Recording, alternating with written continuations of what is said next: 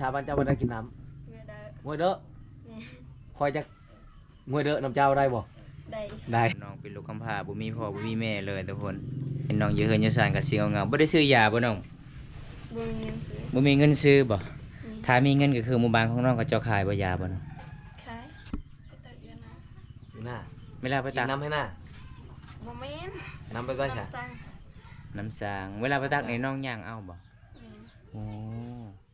ประมาณจักชั่วโมงจึงหอดน้ำหอด1 ชั่วโมงโอ้1 ชั่วโมงพุ่นน่ะ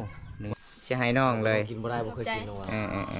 คันกินบ่ได้ไม่ได้น้องตำให้มันมุ่นแล้วก็ใส่ในจอกกินเลยเคยถือเข็มจักเทื่อโอ้โหเอาไปบ่ใช่ไปเอาเชลงมาทักชักไว้มีบ่แพทย์อยู่บ้านทางแพทย์ประจำบ้านมีบ่บ่มีเนาะคันจะไปห้องหมอคือต้องไปเมืองแม่นบ่หลังจากพ่อแม่เสียสาววานเพิ่นก็สิแยกขออยู่นำสาวพายนี่ล่ะพี่น้องสาวพายนี่เป็นลูกป้าลุงๆบ่หรือว่าพี่น้องคิงพี่น้องคิงอ๋อ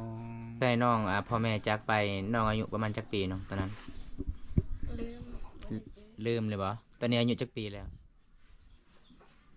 น่าจะประมาณ16 ปีโอ้จะบ่ได้เข้าโรงเรียนเลยอ๋อบ่มีเงินจะเรียนเนาะ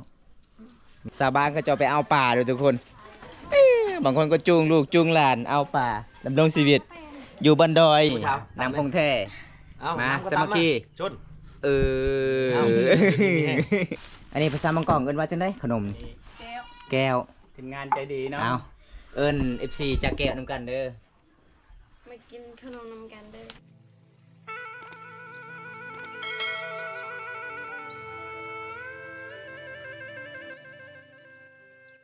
ประชาบ้านเจ้าบ่ได้กินน้ำงวยเด้อคอยจะงวยเด้อนำเจ้าได้บ่ได้มีจอกอมเลยเอาเจ้าอมก้นแล้วคนอมตามหลังสบายดีสบายดีนั่งบ่สบายบ่มื้อนี้บ่อ๋อสาวพายไปใส่มื้อนี้คือบ่เห็นอยู่เฮือนไปเฮ็ดเวียกอ๋อเอาทุกคนเลยมื้อนี้มาเยี่ยมมายามน้องเป็นลูกกำพร้าบ่มีพ่อบ่มีแม่เลยทุกคนก็เลยมื้อนี้ก็อัปเดตไปที่ชีวิตน้องโดนแล้วบ่มตาก็บ่ได้ไปเยี่ยมไปยามน้องเห็นน้องอยู่เฮือนอยู่ศาลก็สิเอาเงาบ่ได้ซื้อยาบ่น้องบ่มีเงินซื้อบ่ถ้ามีเงินก็คือหมู่บ้านของน้องก็เจ้าขายบ่ยาบ่น้องขายอยู่บ่ขายหลายบ่แพงอยู่บ่บ่ฮู้กันเนาะเอาทุกคนน้องสิยังนำนี่นะสิกินยาบ่มียากินแต่น้ำเอากินลงเลย อันนี้เป็นน้ำสางที่จะไปตักไก่เนาะไก่ขนาดทุกคนหมู่บ้านนี้ก็คือดำรงชีวิตมันก็สิยากแน่หมู่บ้านอยู่กับตีนภูเขาตักอยู่ชั้นนั้นอยู่หน้าเวลาไปตักน้ำให้หน้าบ่แม่นน้ำไปก็ใช่น้ำสางเวลาไปตักในน้องย่างเอาบ่โอ้ประมาณจักชั่วโมงจึงหอดน้ำหอด1 ชั่วโมงโอ้1 ชั่วโมงพุ่นน่ะ1 ชั่วโมงทุกคนเลยย่าอะไรจ้ะคอยว่าเขาจะกินน้ำเจ้าคอยบ่กล้ากินแล้วบัดนี้เจ้าไปตักน้ำไก่อยากกินได้บ่ตักให้เจ้ายากให้เจ้าอดเอาได้อดเอาฉันจะกินข้าวมากให้เครียดจนหมดนี่อยากกินข้าวเวลาล้างมือก็ต้องล้างเลยประหยัดน้ำช่วยเขากินแล้วไม่แนะนำคือว่าอยากกินเลยเมาเกลอะไรจะคอกินทำลาวบ่ก็กินเลยเห็นบ่หมู่บ้านเราบ่มีน้ำกินเอาตอนนี้น้องเอาน้ำเอาจอกก่อนยังน้องสายเจ้าก็เป็นยูทูบเบอร์บ่คือเราท้าเฮานะน้องทั้งหมดบ่นี่นะบ่แม่นน้องสาวเพิ่นน้องสายของสาวพายอันนี้ก็คือน้องก็ไปเอาจอกอยู่ห้องนอนก่อนทุกคนทางพูนจะเป็นห้องนอนสาวโสดเด้พี่น้องเอ้ยชิ้นเจ้าหลายบ่นะชิ้นเจ้าบ่แพงหลายเด้ทุกคนนะพอเราลุ้นเมื่อกี้นี่ว่าสิอมไปคิดว่าพอลุ้นว่าเจ้าอมแล้วก้อนแล้วค่อยสิอมตามล้างว่ะตุกน้ำเลยเวลาเฮาไปตักนี่เฮาบ่ได้ต้มบ่น้องตักแล้วกินเลยโอ้มาเยี่ยมมายามมื้อนี้คิดว่าน้องบ่สบายคิดว่าเอาจอกนึงจับอีหยังชดปลายกเมื่อเด้อทีมงานเฮานี่ก็เห็นผู้สาวงามนี่เรียบร้อยเลยเด้ผู้นี้ อย่าหยอกเด้อพี่น้องเอ้ยใส่ว่าบ่กินน้ำน้องเห็นผู้สาวงามแล้วอดบ่ได้เนาะเจ้าเนาะ ต่ำจอกกับเราดิ อ๋อ ให้เราอยู่ดีมีแห่งบันชวนเด้อ สงสารน้องบ่มีเงินอยู่ซื้อยา เอามืดได้ค่อยมืดเลยได้บ่มืดบ่ได้แล้วต่ำจอกกันคล่ำนะ ยินอีกเอ้ยยิน พอได้พอ เอารถเอาเต้ยไป ยานเมากินหลายยานเมา เราข่าวบาตะลิง อ้าวทุกคนมื้อนี้ก็มาเยี่ยมมายามน้องเพิ่นชาวบ้านเนี่ยมี FC 2-3 คนบอกให้มอไซค์มาหาสุดท้ายน้องแน่คือว่าบ่เห็นมอไซค์ไปแล้วมื้อนี้ก็ได้มาโอกาสมาเที่ยวนี้ก็มาเยี่ยมยามน้องเพิ่นจริงเหงาๆน้องบอก หลายคนในคอ Facebook น้องเนาะ แม่นน้องบ่มีโทรศัพท์บ่มีอยู่เนาะแต่ก็บ่มีสัญญาณเนาะ โดย ถ้าว่าสมัครก็บ่มีเน็ตลิ้นก็ขึ้นภูอีกเนาะยากก็เชียร์ซื่อๆทุกคนในมื้อนี้มาหาน้องแล้วเด้อทุกคนเลยเพราะว่าบ่ใส่ได้มีโอกาสมาเยี่ยมมายามน้องแล้วเพราะว่าโดนแล้วบ่ใส่บ่ได้ไปก็หลายเดือนนั่นแหละ จะกินยาบ่น้อง มามื้อนี้น้องก็ ไอ้มียาให้กิน บ่สบายแน่บ่ได้เอาให้ซ้ำเนาะเอื้อยบ่ไปให้นะ กินบ่ลงบ่ บ่ลง อ๋อ กินยาบ่ได้ ทุก ต้อง คน บด เลย ให้กิน จะกินบ่ได้บ่นี่บ่ บ่เคยกิน บ่เคยกินเลย ยาเนาะ ต้องกินเป็นชนิดน้ำเนาะชนิดเม็ดกินบ่ได้ โอ้ ยังน้อยอยู่ได้เบาตาเรากินยาชนิดน้ำมันบ่กินเป็นเม็ดบ่ได้ น้องกินบ่ได้บ่ตาก็มียาสลาตัวนี้ บ่เคยกิน ติด ยา ตัวตลอด กินบ่ได้บ่น้องบ่เอาบ่ เวลาเจ้าไปเจ็บเป็นไข้เฮ็ดอะไรจ้ะบ่ได้ไปห้องหมอบ่ แสดงว่าน้องสิเอาหรือบ่เอายาของพ่อของตาเนี่ยนะ เอา เอาเนาะเอาสิให้น้องเลย กินบ่ได้บ่เคยกินเนาะ คันกินบ่ได้มีแต่น้องตำให้มันมุ่นแล้วก็ใส่ในจอกกินเลย ชื่อเต้าต้อง กิน ชนิดน้ำให้ล่ะ กินละเม็ดนี่น้องเด้อหลังจากกินข้าวแล้วก็กินเม็ดหนึงตอนเช้าเม็ดหนึงตอนแลง ห เม็ ลั ด ง หนึง อาหาร อืม เจ้าเข้าใจบ่เวลาเจ้าแต่งผ้าขาวแล้วเจ้าปิดหลังแค่อาหารแล้วเจ้ากินยา บ่แม่นได้บ่ต้องเชื่อเราได้ อันนี้เจ้ากินข้าวอิ่มแล้ว หลังจากนั้นก็คือเจ้ากินยาอีกน้องบ่สบายคันน้องบ่ได้เจ็บเป็นอยู่ในตัวน้องคือออกให้ออกสวนเลยเด้ แม่ เป็นคนขยัน เป็นมาจังมื้อแล้ว สอง 2 มื้อแล้วเนาะ อืม อืม บ่ได้ไปห้องหมอบ่ซั่นน่ะ บ่ บ่มีเงินน้องว่า เคยไปสักยาอยู่บ่บ่เคยเลย สักยาก็บ่เคยเอ้า อ๋อห็น เอายังอีกมาสักให้มันดีนะ บ่เคยถือเข็มจักเทื่อ อืม โอ้โหเอาไม่ใช่ไปเอาเชลงมาทักปรึกชักไว้มีบ่แพทย์อยู่บ้านเฮาแพทย์ประจำบ้านมีบ่บ่มีเนาะคันจะไปห้องหมอคือต้องไปเมืองแมันบ่ โดย ชุกฉลาดแถวไกลนี่ก็บ่มีเนาะต้องได้ไปเมืองอย่างเดียว เอา จะ เอา หา มานี่ เมืองก็ระยะ กิน ทาง ข้าวกินน้ำ ไกล ได้บ่ เลยทุกคนเลย ยังบ่ได้กินข้าว ยังบ่ได้กินข้าวเลย คือบ่กินล่ะ บ่ได้หิว บ่หิวข้าวอีกอ๋อวันนี้ แสดงว่าเป็นไข้แห้งอีหลีนี่ข้าวจนบ่อยากเลยเนาะ อืม เป็น5-2 มื้อแล้วได้ทุกคนเลยน้องบอกว่าถ้าจะไปโรงพยาบาลก็บ่มีเงินเอาถ้าผู้ใดใจดีก็ซื้อยาให้น้องเพิ่นได้เด้อ ซื้อยาแล้วน้องกินบ่ได้เด้บัดนี้ กินบ่ได้ ชื่อ บ่ เป็นชนิดน้ำบ่อยู่ชนิดเม็ดกินบ่ได้ แบบนี้ก็ยากแล้วบัดนี้ย้ายแล้วก็ใช้เม็ดข้าวเอา เอานำแม่เช้าเจ้ายังบ่หมดได้น้ำน่ะตามกันกับค่อยเลยบ่ได้ได้เจ้าต้องกินให้หมดได้ บัดสวรรค์สมมุติว่าน้องสมมุติว่าน้องสิเข้าห้องหมอนี่ก็คือแล้วได้สมมุติว่าเวลาน้องการเจ็บเป็นนี่ก็คือน้องได้เงินมาแต่ไสเวลาไปกวดไปซื้อยานี่พ่อแม่ก็บ่มีได้น้องเด้น้าบ่าวน้าสาวเราคือให้อยู่บ่เงินเวลาการเจ็บเป็นน่ะ เคย เคยให้อยู่เนาะอ๋อน้องเป็นลูกกำพร้าเลยในทุกคนเลยตั้งแต่น้อยเลย หลังจากนั้นก็ขออยู่นำพี่น้อง มาอยู่น้ำนาเช้าบ่ แม่ แม่ โอ้ จะมีคนนึงน้องก็ยังมีบ่ เอ้ยเจ้าเอาพวกเลยบ่ ยัง ยัง อืม บ่ได้เอ้ยเจ้านะ อแพม อ้าว แล้วอยู่เฮือนได้แล้วนะ อยู่นี่ บ่ต่างกัน เอ้ยคนละพ่อเนาะ อืม กุละพ่อ ก็เลยเล่าอยู่นำพี่น้องทั้งพุ่นเลย อืม โอ้หลังจากพ่อแม่เสียสาวหวานเพิ่นก็สิแยกขออยู่นำสาวพายนี่ล่ะพี่น้องเอ้ย ชาวพายนี่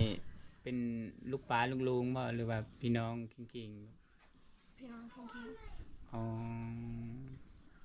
นี่แหละทุกคนเรื่องราวชาววานกะน่าสงสารเลยทุกคนเลยน้องมันว่าบ่มีพ่อแม่แล้วก็มาอยู่นำนาเช้ามื้อนี้ก็บ่ได้ออกให้ซ้ำบ่สบาย2 มื้อแล้วเขาวก็กินบ่ได้ ไปกลัวกับบ่มีเงินเนาะ แม่นสิไปหาหมอก็บ่มีเงินเนาะ ตั้งแต่น้องพ่อแม่จากไปน้องอายุประมาณจักปีน้องตอนนั้น ลืม ลืมเลยบ่ตอนนี้อายุจักปีแล้ว น่าจะประมาณ16 16 ปีปีโอ้จะบ่ได้เข้าโรงเรียนเลย แม่น อ๋อบ่มีเงินจักเรียนเนาะมีแต่เฮ็ดไร่เฮ็ดสวนโดนมื้อนั้นไปเยี่ยมไปยามตอนค่ำๆคือน้องหาก็มาแต่ไร่แต่สวนโอ้ยสงสารน้องหลายเลยพี่น้องสาวลาวเขตชนบทหมู่บ้านนี้ก็คือก็จะดำรงชีวิตตามภูเขาเฮ็ดไร่เฮ็ดสวนพี่น้องสู้ชีวิตคันบ่เฮ็ดก็บ่กุมกินต้องเฮ็ดแบบนี้ล่ะพี่น้องเอ้ยดำรงชีวิตตามป่าตามดงหน้าบ่โตจอหรือว่าจังไดฮะ บ่ได้มา บ่ได้หนาวแต่บ่สบายซื่อๆเนาะข้าวก็บ่กินหลายวันแล้วทุกคนเอาผู้ใดจะดีก็คือซอยน้องนี่เด้อทุกคนเลยน้องก็บ่มีพ่อบ่มีแม่เลย อยากไปกวดอยู่โรงพยาบาลก็บ่มีเงินอีกสงสารหลายข้าวเช้ายังบ่ทันได้กินเลยอดข้าวอดน้ำมื้อนี้ มีอาหารพร้อมเนาะแห้งบ่กินเลยแหล้วเดี๋ยวกินกัน แต่ว่าข้าวเราเต็มติ๊บบ่ใหญ่2ติ๊บติ๊บมีข้าวหมดบ่ติ๊บน่ะ ติบข้าวเท่านั้นมันสิหลุดเลยชาวบ้านนี่ บ่ได้ใส่เขา บ่ได้ซาข้าวบ่มีข้าวบ่ นี่ อ๋อมีแต่ติบนี่ใส่นะ อืม อ๋อ เราจะไปน้ำคอย2คนหรือจะไปน้ำคอย ไปน้ำไผ่ก็ได้ ไปน้ำไผก็ได้ อ้าวตัวนี้ก็คือสิพาน้องเขาไปเลาะหมู่บ้านก่อนทุกคนเลยน้องบ่สบายนี่ไปเบิ่งหานเบิ่งเขาเจ้าขายยา ซื้อยาให้บ่ หานอยู่ไสน้องอยู่นี่บ่เออตะกี้เฮือนน้องอยู่ไสน้องตะกี้นะตอนอีพลอยแม่อยู่ทางพุ่นบ่เออหลังจากอีพลอยแม่เสียก็คือน้องปะเลยเหือนซานบ้าน2ตัวเก่าบ่ แม่น บ่ได้อยู่เลย บ่ได้อยู่ เอ แล้ว อ เศร้าเคยอีก โอ้น้าสาวอีกอยู่ เอาทุกคนตอนนี้พาน้องไปหลอกหมู่บ้านก่อนเลยทุกคนเลย โสด มีหยังอโศดนะ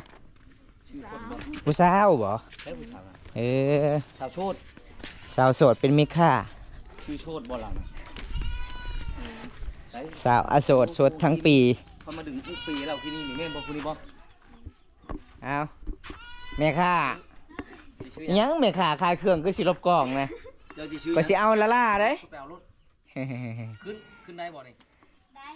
ขึ้นได้ขึ้นได้ ถามผู้ชายนี่ขึ้นได้บ่ให้อุ้มขึ้นบ่ได้ไหน ไปสาว ให้บ่อุ้มไหนเจ้าใหญ่ สวรรค์จะเลือกเลยตัวได้เจ้าสิกินน้อง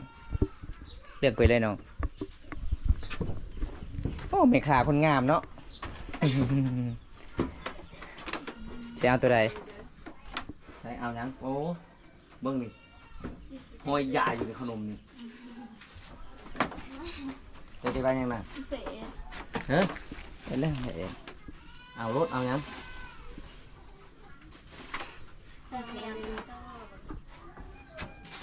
อันนี้คือเป็นอาหารตามเคสชนบทโดยทุกคนเลย บ่ได้ทานตามสั่งบ่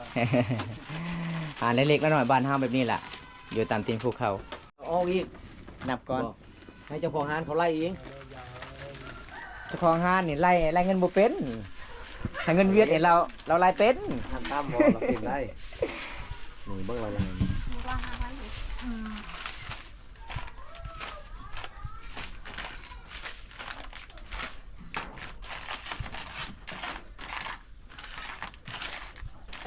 สาวตัวนี้หลังสุขะแขวฮะสาวซี่ฮะ 34 อืม อ๋อ เฮ็ดถ่ายรูปกันได้ป่ะเฮ็ดโดดจ้า เอาบรรยากาศงามตอนเช้าตอนเที่ยงๆชาวบ้านก็จะไปเอาป่าด้วยทุกคนบางคนก็จูงลูกจูงหลานเอาป่าดำรงชีวิตอยู่บนดอยหมู่บ้านอยู่กับตีนภูเขาบ่ทุกคนหมู่บ้านนี่ส่วนหลายเขาเจ้าก็จะมีเพื่อนแปลนใหญ่ๆแล้วก็เพื่อนแปลนหลายๆเลยทุกคน ซื้อของหลายเนาะ เป็นได้สาวบ้านได้หลายอยู่ปะอ๋อ หลายหมื่น อ่า ได้เอาไปต้อนมื้อนี้ก็ได้ไปยืดเรือเขาก็บ่ได้กินบ่หิวข้าวเนาะบอกกินข้าวบ่ได้เลยถือว่าเป็นแห้งอยู่กินยาก็กินยาบ่ได้น้องบอกว่า ขึ้นค่อยๆขึ้นเด้อเดี๋ยวบันไดเจ้าหักได้ ไปทุกคนขึ้นเฮือนขึ้นศาลน้องก่อน เป็นนะคะ เพราะว่าโดนๆทีหนึงเฮากลับไปเยี่ยมไปหยาบน้องกับทีมงานสงสารน้องเป็นลูกกำพร้าบ่มีพ่อบ่มีแม่เอาเฮ็ดในใดมักม่วงนะเอากินขนมก่อน อะโยย นี่หลังจากมาฮอดเอิ้นฮอดซ่าเลยเด้อทุกคน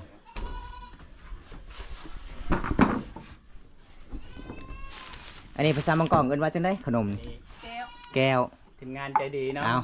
เอิ้น FC จากแก้วนํกันเด้อ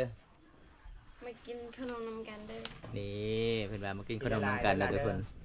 น้องบ่ได้กินข้าวบ่ได้ก็กินขนมนี่แหละ เอาขนมไข่มากินมาทุกคน ทีมงานเฮาก็ใจดีได้ เป็นผู้ใดเนาะไปให้น้องมื้อนี้ อยู่แล้วเบาเจียววิไลอยู่แล้วเนาะ มันชื่อแรกนี่บ่ รอใจดีเนาะ เอาแล้วไหมน้องกินอะไรไหมจะบ่กินข้าวอ่ะ กิน จะกินขนมไข่เลย มีแหง อืม เลือกกินรถแช่บบ่ ยังบ่ได้กินเนาะ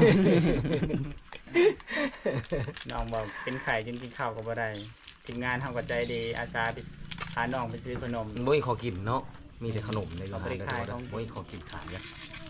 จันว่าจะซื้อของกินเนาะ ของป่าของดงบ่มีบ่เขาจะบ่ขายหั่น บ่ ตะกี้มีเนาะ มีแต่อาหารทะเล นี่ก็หอก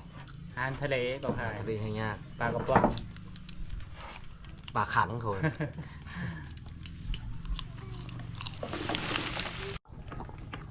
พี่ยังชาวบ้าน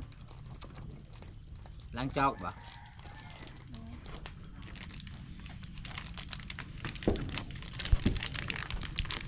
ใช่ทีมงานเฮาว่าบ่ได้บ่เคยกินขนม บ่เคยกินเลยยังจะกิน พี่ยังมื้อนี้คือกินเบิดมึงผู้เดียวเรากินทุกคน ไม่มาเลยขนมนี้คือขี่ใช่ปะมันขุ่นบ่ได้เบิ่งก่อนมันอายุหรือบ่เขาซื้อของพอบ่ได้เบิ่งวันมันอายุนี่ บัดสวรรค์เวลาน้องออกให้ออกสวนน้องเคยซื้อถือบ่ถือไว้เอาบ่ออกสวนนะ อ่ะบ่มีวันมันอายุเฮ้ย อืม แต่ผลิตวันที่เท่าไรเดือนปี มันมีจักซื้อป้าลมแห้งแท้ บ่เห็นนะ ขนาดน้ำกินก็พอแห้ง คือเป็นอันนี้ขนมเนี่ย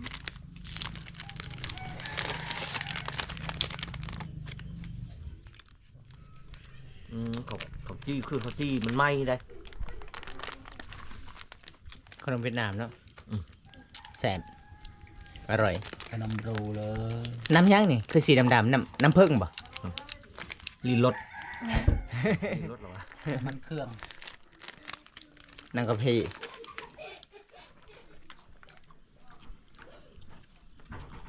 เยอะหนังปูปูเคย เดี๋ยวพาเพื่อนเอาก้อนนะ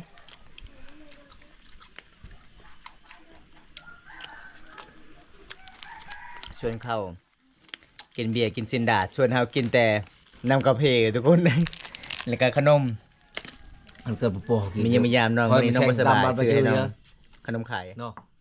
คอยมาแช่งตามบ้านไปเจอเยอะเดี๋ยวมันเกิดไหมกี่เตือนตัวมันเกิด จังพลัว แช่บลัวเยอะเนาะ นั่ง มันเกิดปอกี่ไม่ค่อยมาแช่บลัวเยอะกี่ สบายมันใส่ยังปวดเจอ เอ็นเปรียมีไปจัง น้องสดเนาะ เรื่องในกี่เรื่องเราไป น้ำไม่ไปมั้ย ทำตายแล้วใหม่เลยแซงปลาโลเจอเด้อจังบ่พอจะเคยเนาะ เคยใส่ปวด เอา จะลายเป็นแต่ปอหาผักเนาะ ตะเบิน มาได้แล้วทีมงานเฮาทุกคนเลย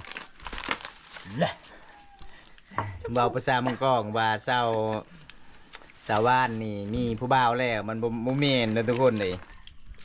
น้องว่าบ่เคยเห็นผู้บ่าวมาเล่นมาแอนอยู่เฮือนอยู่ศาลเลยมีแต่ทีมงานเฮา3คนขันจากมานี่ผู้ใดผู้หนึงแล้วอยากจีบเพิ่นนี่ผู้โลด ผู้ใดกินหลายแซงผู้นั้นเลยจีบนี่ ทางนั้นบกินบ่ ไปกินมะม่วง 2คนนี่เอาญาติกันไปเหลือผู้ใดใจกระเจ็บบัดนี้นี่เด้อทุกคนเลยเจ้ากินบ่ได้บ่เจ้าบ่น้อง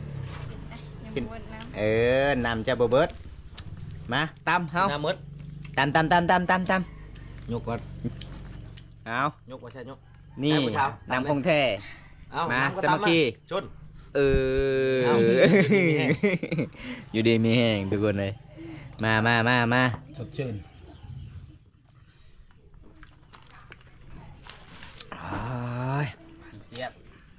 อร่อยมาก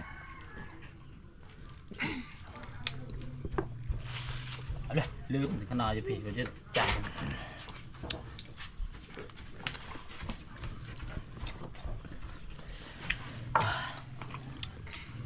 ไปเจ้าอยู่จุกน้ำขอโลด อิ่มเลยข่อย เมาเลย กินหมดนี้เมาเลย เอาไว้เลย เมาเลยถ้าเมานี่กลับบ้านบ่ได้แล้วก็ให้แล้วเจ้าให้ข่อยนอนอยู่ไสอ้าวน อนอยู่บ้านก้อย นอนอยู่บ้านเจ้าอยู่เฮือนเจ้าเด้บ่ให้นอน ตารางเฮือนนอน นอนอยู่กลางบ้านเลย เอาผู้สาวใจดีเดี๋ยวไปน้องเขตชนบทนี่เวลาเขามาเฮือนมาซานนี่คำนี่เขาเจ้าบอกให้เมื่อยานมันอันตราย ต้องนอนตามบ้านเศร้าโสดด้วยทุกคนเลย น้องตารางเพื่อนไปแล้ว เปกับบ่มีได้บ่นี่สินอนนี่ได้ นอนน้ำมูน นอนน้ำมูไม่ใช่น้ำมูนะ ถึงงานเฮากินแทงกินปลาเอาบ้านหมู่บ้านเจะบ่มีมะม่วงบ่ ไม่ร้าย มีหลายเป็นหยังก็มาเพคือกินหลายแท้ คาผิดแล้วมันไม่มีกิน โอ้ก็เลยแซ่บ ครับ เออ ไปร้ายมือเลยไปเห็นมะม่วง